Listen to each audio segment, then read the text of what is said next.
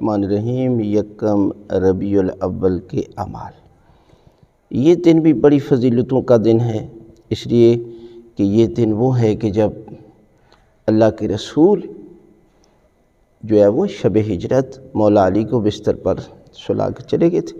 اب صبح ہوئی تو پروردگار نے آپ کو فتح اور کامیابی عطا کی، اور اس روز شکرانے کے طور پر روزہ رکھنا چاہیے۔ تمام مومنین کے لیے بڑی فضیلت ہے روزہ رکھنا، اور اس کے بعد اللہ کے رسول کی اور حضرت علی ابن ابی طالب علیہ السلام کی زیارت کو پڑھنا چاہیے۔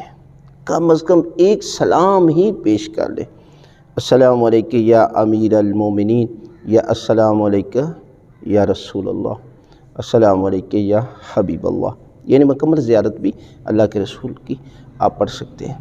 اور اس کے بعد 2 رکعت نماز جو ہر مہینے کی پہلی تاریخ کو پڑھی جاتی ہے، 2 رکعت نماز پڑھتا ہوں یا پڑھتی ہوں قربتاً اللہ۔ پہلی رکعت میں سورہ الحمد کے بعد 30 مرتبہ سورہ توحید کی تلاوت کرے، اور دوسری رکعت میں سورہ الحمد کے بعد 30 مرتبہ سورہ قدر کی تلاوت کرے، اور نماز کو مکمل کرنے کے بعد صدقہ دے تو پروردگار پورا مہینہ آپ کو سلامتی عطا کرے گا۔